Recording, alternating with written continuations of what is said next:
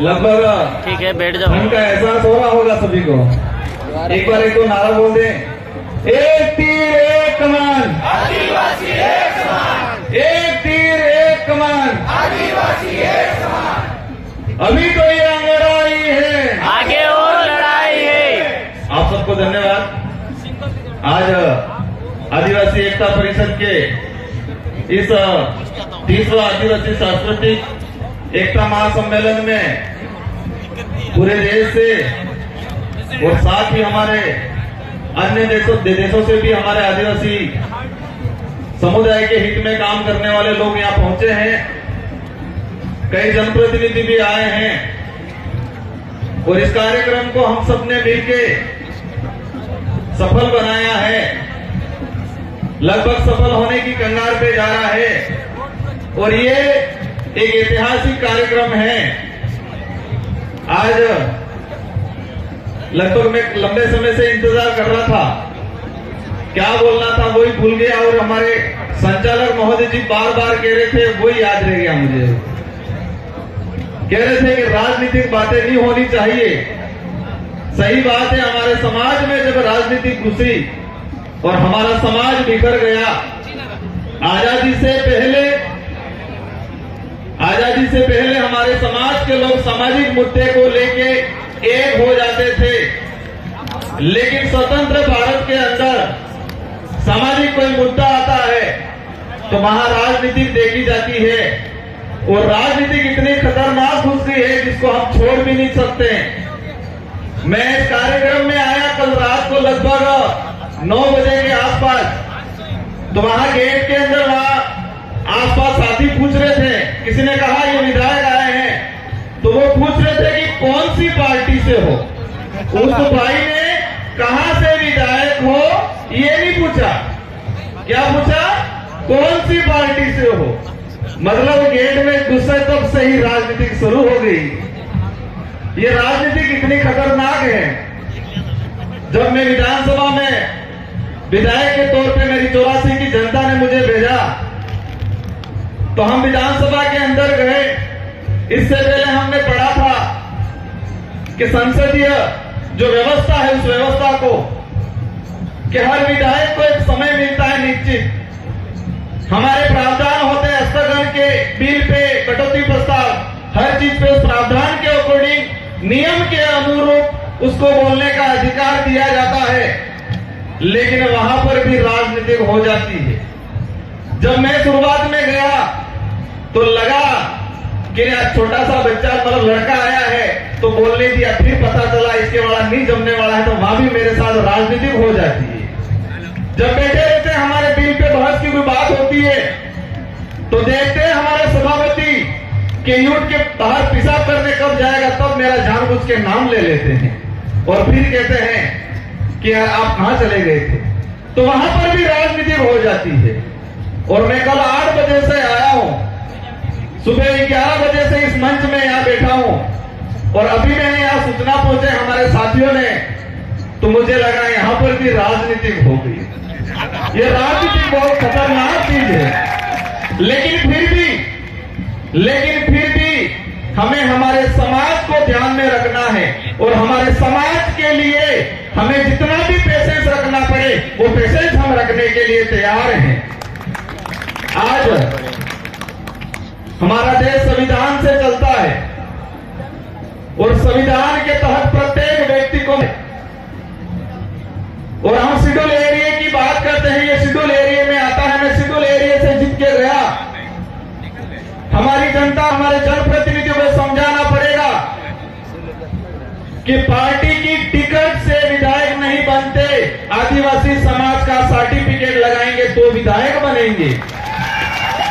अगर कोई भी जनप्रतिनिधि जो विशेषकर शेड्यूल एरिया में है, रिजर्व सीट से है, वो पार्टी की टिकट लगा दे और शेड्यूल एरिया का सर्टिफिकेट और आदिवासी होने का प्रमाण पत्र नहीं लगाता है, तो क्या वो चुनाव लड़ पाएगा? नहीं। तो महत्व किसका है? समाज का। किसका महत्व है? समाज। आदिवासी समाज के सर्टिफिकेट का महत्व है, शेड्यूल एरिया का महत्व है, न कि पार्टी और टिकट का महत्व है। और ये बात हमने दिमाग में डाल दी तो जितनी समस्याओं के लिए बात हो रही है करेंगे वो सारी समस्याओं का समाधान हो सकता है। ये दिमाग में डालना पड़ेगा। हमारे पास ताकत क्या है, उस ताकत को भूल गए हमारा समाज। हमारे भाई गाड़ी खरीदने जाते पूछते कितना हॉर्स पावर की है, शब्द क्या यूज करते हैं, हॉर्स पावर। हॉर्स मतलब घोड़ा। घोड़ा इतना ताकतवर होता है, घोड़ा ताकतवर होता है, लेकिन उसको बचपन से जो इसको पालने वाला रहता है इसको ऐसा बना देता है, ऐसा बना देता है कि वो सिर्फ शादी ब्याह में नाचने का ही काम करता है।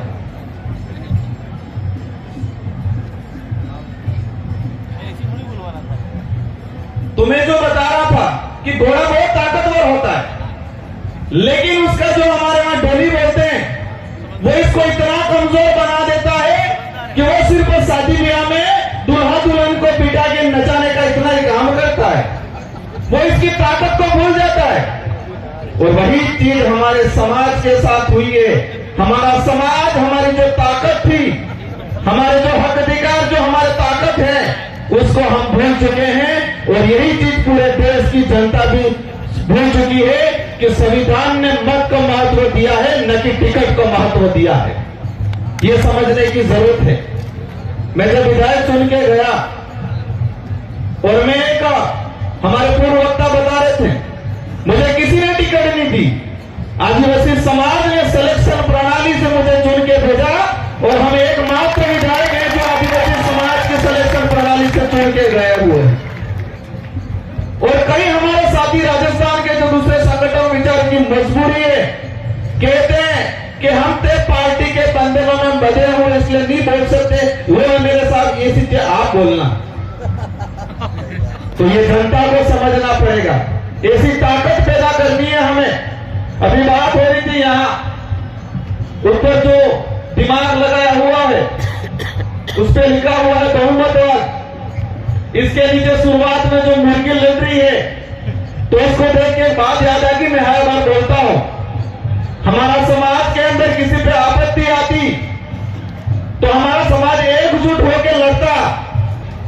इसके समाज पे आपत्ति आई, ये लड़ रही है, लेकिन वर्तमान में आपने मुर्गे देखे होंगे बाजार में, वो मुर्गे देखे होंगे व्हाइट वाले ब्रॉयलर बोलते हैं, एक गड़ा जाता है, एक को निकालता है, तो क्या दूसरी लड़ती है क्या? दूसरा वो व्हाइट आते हैं ब्रॉयलर, वो लड़ते नहीं लड़ता है, वो दाने चूसते रहता है, कहता है शांति शांति शांति हूं। जैसे जैसे गड़ा जाए एक एक मुर्गा काट काट के इसको खिला देंगे और लास्ट में एक बचेगा, वो भी खाता रहेगा, कहता है शांति शांति, उसको नहीं पता मेरा भी नंबर आने वाला है। ये स्थिति हमारे समाज की हो गई है। हमारा समाज किसी बात को लेकर लड़ने के लिए तैयार नहीं है। बात आती है तो बिलाला का मामला, भीड़ क्या करेगा, ये तो गोंड का मामला, संथाल क्या करेगा, ये तो नगाओं का मामला है, ये भीड़ क्या करेगा। ये स्थिति में बैठी हुई इम्पोर्टेंट प्लेस की बात करते हैं, हम आदिवासी समाज की बात करते हैं, लेकिन हम समूह में बटे गए। 2011 की जनगणना के अनुसार भारत देश के अंदर 10 करोड़ 42 लाख आदिवासी समूह है बताया गया, और समूह 695 समूह, और आज 2023 हो गया। दुर्भाग्य से हमारी जनगणना जो होनी थी नहीं हुई, और जनगणना नहीं होने के पीछे कितना बड़ा राज है। कहते हैं कोरोना है, और कोरोना है तो चुनाव क्यों हो रहे हैं? जनगणना होनी चाहिए, जनगणना नहीं हो रही है। आज उस समय अभी आंकड़ा बढ़ गया है समूह का, 705 समूह आदिवासी बन गए, और आदिवासियों की संख्या कम होती जा रही है और समूह आगे बढ़ते जा रहे हैं।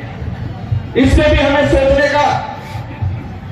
आज हमारे आदिवासी समाज के अंदर अभी बात हो रही थी, नागा 2 देशों के अंदर बांट दिया, 4 राज्यों में बांट दिया। हम सब आए, हम सब ने बोला, लेकिन किसी ने एक चीज नोटिस नहीं की कि ये भी हमारा बिलराज जो था, बिल प्रदेश की जो मांग था, वही हिस्सा है। आज हम सब वक्ता बोल रहे हैं, आप सब बाहर जाके देखना, जो गाड़ियां खड़ी है, जो लोग आए, इसमें से 80 बिल प्रदेश का झंडा लगा हुआ है। सुनाते हैं जो लोग आए, इन सारी गाड़ियों पे 80% गाड़ियों पे मध्य प्रदेश का इलाका से, गुजरात के इलाके संतरामपुर से, हमारे जो डूंगरपुर बाहर जो गाड़ियां हैं 80% गाड़ियों पे बिल प्रदेश का झंडा लगा हुआ है, लेकिन हम बिल प्रदेश की बात नहीं करना चाहते हैं। गोविंद गुरु ने 1915 के अंदर तो आंदोलन जो किया था, तो ये भक्ति आंदोलन की बात करते हैं, लेकिन उस समय बिलराज स्थापित करने का भी बात था और हम इस चीज को भूल गए हैं। मेरे इस मंच के, इस पंडाल के अंदर जो लोग हैं उनसे निवेदन है कि हम नया, हमारी पीढ़ी को कुछ नहीं दे सकते, लेकिन हमारे पूर्वजों में दिया है, हमारे पूर्वजों ने हमको विरासत में जो रिजर्वेशन दिया है, विरासत में जो संस्कृति दी है, विरासत के अंदर जो इतिहास दिया है, विरासत के अंदर जो जल जंगल जमीन दिया है, उसी को बचाने का काम कर लो भाई, आने वाली पीढ़ी के लिए बहुत हो जाएगा। आज के समय में हम नया कुछ नहीं दे सकते, लेकिन हमारे पूर्वज जो हमको विरासत के अंदर दे गए हैं, उसी की आप रक्षा कर लो, और यही रक्षा कर लिया तो बहुत हो जाएगा। आने वाली पीढ़ी आपको याद करेगी, बाकी आने वाली पीढ़ी अगरबत्ती बोलने के लिए तैयार नहीं है। इस मंच के माध्यम से मैं कहना चाहूंगा कि राजस्थान सहित इस राज्य की सरकार हो, दूसरे राज्य की सरकार हो, भारत देश की सरकार हो, उस सरकार को मैसेज ये नहीं जाना चाहिए कि आदिवासी इकट्ठे हुए थे, नाच गाना किया और बिखर गए, ये मैसेज नहीं जाना चाहिए। उनको ये मैसेज जाना चाहिए कि आदिवासी समाज में एकजुट हो रहा है अपने हक अधिकारों के लिए। आदिवासी समाज पे जो अत्याचार हो रहा है वो ये समाज अब नहीं सहेगा, ये मैसेज जाना चाहिए उन सरकारों तक। उन सरकारों को ये मैसेज जाना चाहिए कि आदिवासी समाज के जल जंगल जमीन की अगर हमने छेड़ा तो ये आदिवासी, अभी बात हो रही थी थोड़ी देर पहले धर्म की, हम कहते हैं 10 करोड़ आदिवासी है, लेकिन मुझे नहीं लगता है वास्तविक आदिवासी तो 10 करोड़ में से 10% भी नहीं रहे होंगे। आधे तो ईसाई बन गए, आधे बौद्ध बन गए, यहां पर जैन बन गए, मणिपुर के अंदर मुसलमान बन गए, काहे के आदिवासी रहे हम 10 करोड़? धर्म में बढ़ गए हम, पार्टियों में बढ़ गए हम। ये बातें हो सकता है कड़वी लगे, लेकिन ये नहीं हो जाए आने वाले भविष्य के अंदर जब बाहर हम प्रदर्शनी में अभी क्या हमारे आदिवासियों का ऐसा घर हुआ करता था, ये देख के आए, और आज हमनी जगह तो आने वाले 20-25 साल बाद हमारी पीढ़ी ये नहीं देखे कि वास्तविक आदिवासी देश में कौन सा बचा है। ये ढूंढना नहीं पड़ेगा, ये ध्यान रखना पड़ेगा। मंदिरों में जाते हैं, मंदिरों में दर्शन नहीं करने दिया जाता है। अरे भाई मंदिर तो अपना ही नहीं है, अपन जा क्यों रहे? यहाँ पे भक्ति की बात हुई थी। आदिवासी समाज के अंदर भक्ति में मंदिर का महत्व नहीं है, दान का महत्व है, ध्वनि का महत्व है। हमें दान पे जाना है, ध्वनि पे जाना है, थानक पे जाना है, मंदिर पे नहीं जाना है। अब आपका ही नहीं, आप जबरदस्ती जा रहे हो, धक्का मार रहा, फिर आप धक्का खा के आ रहे हो। आदिवासी समाज को धर्मों में बांट दिया, राजनीति में बांट दिया। बहुत सारी बातें हैं, हमारे कई वक्ता और भी बोलेंगे, लेकिन मैं इस मंच के माध्यम से कहना चाहूंगा कि हमें एक प्रण लेना पड़ेगा कि देश की सरकार को क्या मैसेज है, वो बात हो गई, लेकिन संविधान के अंदर जनजाति की जगह आदिवासी शब्द जोड़ा जाए, इस पे जोर देना पड़ेगा हमको। अभी जितने भी वक्ता है सबने हमने आदिवासी की बात की, मुश्किल से किसी एक ने, हमारी एक बहन आई थी, उसने बताया जनजाति की संवैधानिक शब्द है, तो संविधान में बहुत सारे अमेंडमेंट हो सकते हैं, तो जनजाति की जगह आदिवासी शब्द क्यों नहीं जोड़ सकता है, इस पे भी हमें मंथन करना पड़ेगा। जितने भी जनप्रतिनिधि आए, किसी भी पार्टी से आए, अगर पार्टी की नकेल में नहीं हो तो आह्वान करें पूरे देश के आदिवासी मिलके जंतर मंतर पे हम बात करें, और हम ये माहौल बनाए कि संविधान के अंदर जनजाति की जगह आदिवासी शब्द जोड़ा जाए। हमने राजस्थान में भी अभियान चलाया है। हम आपस में एक दूसरे को आरोप लगाते हैं। संचालक महोदय नजदीक आ रहे हैं, लेकिन मैं ज्यादा समय नहीं लूंगा, 2 मिनट ही लूंगा।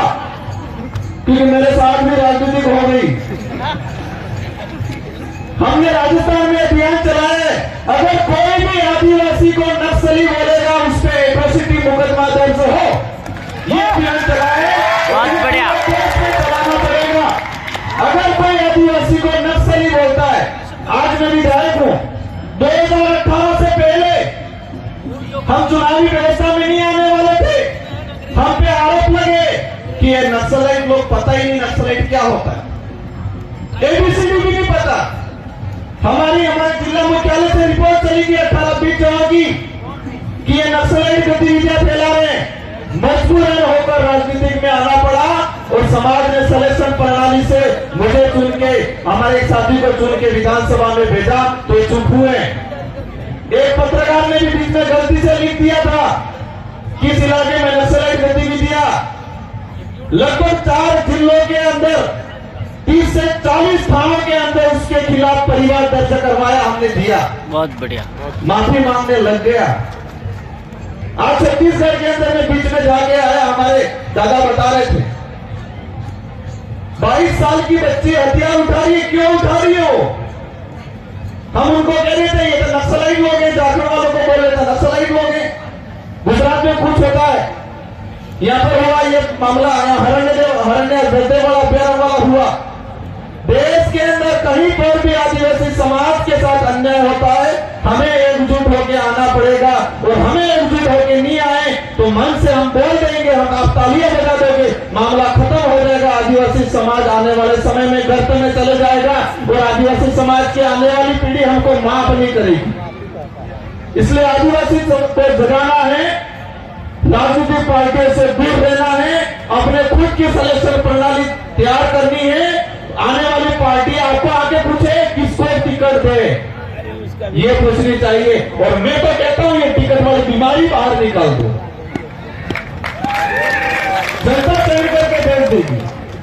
धर्म व्यवस्था से बाहर निकलना है और धर्म व्यवस्था में बाहर नहीं निकले, हमें आते हमारे महाराज ने पूजा पाठ की आदिवासी संस्कृति में और हम सब घर पे जाके ब्राह्मण से पूजा पाठ करा लेंगे तो क्या हो जाएगा? इससे कौन सी संस्कृति अशुद्ध कर दिया हमने? तो यहाँ पर खानपुर के अंदर आदिवासी समाज, हमारे आदिवासी भाई के ओबीसी में डाल दिया गया है। वो आज दर पे पटक रहा है कि हमें एसटी में शामिल किया जाए, लेकिन उस भाई के बाप दादा ने उसकी संस्कृति भुला दी, उसका कल्चर भुला दिया, उसकी बोली भुला दी और हमने कहने लगे पता ही नहीं। और हमारा पढ़ा लिखा समाज, मैं लास्ट से बात कहेंगे कि ये जो दिमाग बनाया हुआ है, हमारा समाज के दिमाग के ऊपर ऐसा दूसरे लोगों ने रिसर्च किया है और हमारा में दूरी चीन की तरह कि आदिवासी समाज के अंदर कौन सा अच्छा लीडर है, कौन सा अच्छा आदमी है, उसको पकड़ते हैं। पकड़ने के बाद उस व्यक्ति को सुबह शाम मानसिक गुलाम होने का डोज दिया जाता है। और वो डोज कैसे देते हैं आपको बता देता हूं।